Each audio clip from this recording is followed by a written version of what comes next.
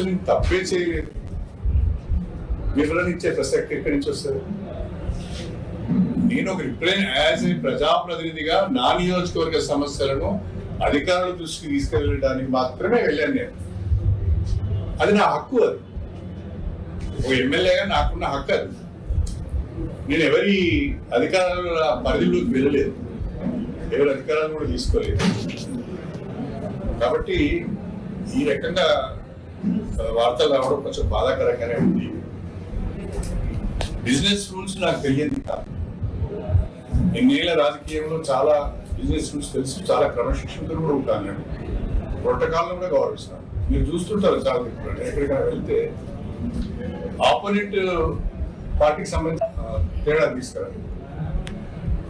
కాకపోతే ఇలాంటి మన పనేది మనం చేసుకుంటూ పోతున్నాం. మన నియోజకవర్గానికి సంబంధించిన అభివృద్ధి సంక్షేమ కార్యక్రమాల గురించి మన పనేది మనం చేసుకుంటూ పోతుంటే రకంగా మాట్లాడడం కొంత బాధాకరం అనిపించింది. అది సరైనది కూడా కాదు అనేది నా అభిప్రాయం. ఈ మధ్య కొంతమంది కొత్త అలవాట్లను నేర్చుకున్నారు. అభివృద్ధి గురించి పట్టించుకునే వాళ్ళు, ప్రజల మధ్యన ఉండని వాళ్ళు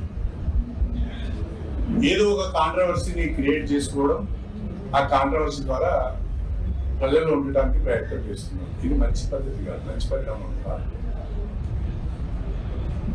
కాబట్టి నేను ఎవరికి వివరణ ఇవ్వాల్సిన అవసరం లేదు.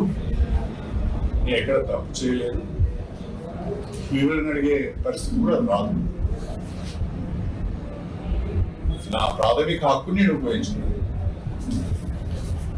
అధికారుల దగ్గరికే వెళ్ళొద్దు అనేది నేను ఎక్కడ వెళ్ళలేదు. మాకు తెలియకుండా మా శాఖ అధికారుల దగ్గరికి వెళ్ళొద్దు అనేది నేను ఎక్కడ వెళ్ళలేదు. కొత్తగా వింటున్నా నేను. ఇది మంచిది కాదు. మనము అభివృద్ధి పైన దృష్టి పెట్టాలి,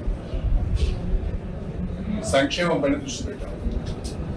ఇవాళ ఉమ్మడి వరంగల్ జిల్లాకు వరప్రదాయానికి దేవాదుల ప్రాజెక్ట్ సర్పంచ్ మొదలుకొని ఎంపీ స్థాయి వరకు వివిధ దశలలో ఉన్న ప్రజాప్రతినిధులు ఎవరైనా కూడా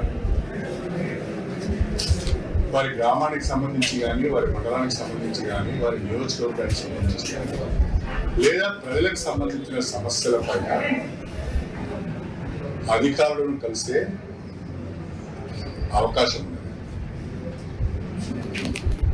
తహసీల్దార్ని కలుస్తాము, ఆర్డీఓని కలుస్తాము, కలెక్టర్ని కలుస్తాము, హెచ్ఓడిని కలుస్తాము, సెక్రటరీని కలుస్తాము, పని కాకుంటే మంత్రిని కలుస్తాము, పని కాకుంటే ముఖ్యమంత్రి గారు కలిసిందా మనం ఎప్పటికప్పుడు నివేదిస్తుంటాం.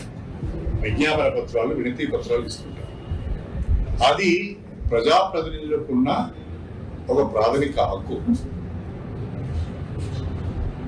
ఇవాళ ఒక ఎమ్మెల్సీ కానీ, ఒక ఎంపీ కానీ, ఒక ఎమ్మెల్యే కానీ వాళ్ళకి పరిధులు లేవు. ఎవరి దగ్గరికైనా వెళ్ళొచ్చు, వినతి పత్రం ఇవ్వచ్చు, సమస్య వారి దృష్టి తీసుకోవచ్చు. అదే పద్ధతిలో ఆ ప్రోటోకాల్కు లోబడే స్టేషన్ గన్పూర్ నియోజకవర్గానికి సంబంధించిన చీపూరు, జీడికల్లు, నవాబ్పేట, మన మల్లనగుట్ట, మల్లికుదుర్ల, గట్టుమల్లన్న, తిరుమలనాథ స్వామి టెంపుల్, ఈ 5 దేవాలయాలకు సంబంధించిన చైర్మన్లను కూడా నా వెంట తీసుకుని కమిషనర్ ఎండోమెంట్స్ యొక్క టైం తీసుకొని మా ఆలయాల అభివృద్ధి పైన మీతో మాట్లాడాల్సిన అవసరం కానీ టైం తీసుకొని వెళ్ళి వారి ఆఫీస్కి నేను వెళ్ళాను. వారి ఆఫీస్కి నేను వెళ్ళి ఆలయాల వారిగా వారికి మా చైర్మన్లతో రిప్రజెంటేషన్ ఇప్పించాను. ఇప్పించినప్పుడు వారు ఒక మాట అన్నారు, దేవాదాయ శాఖ దగ్గర నిధులు ఎక్కువ లేవు, కొంచెం మాకు కూడా ఇబ్బందిగా ఉంది అంటే నేను అప్పుడు ఏం చెప్పానంటే,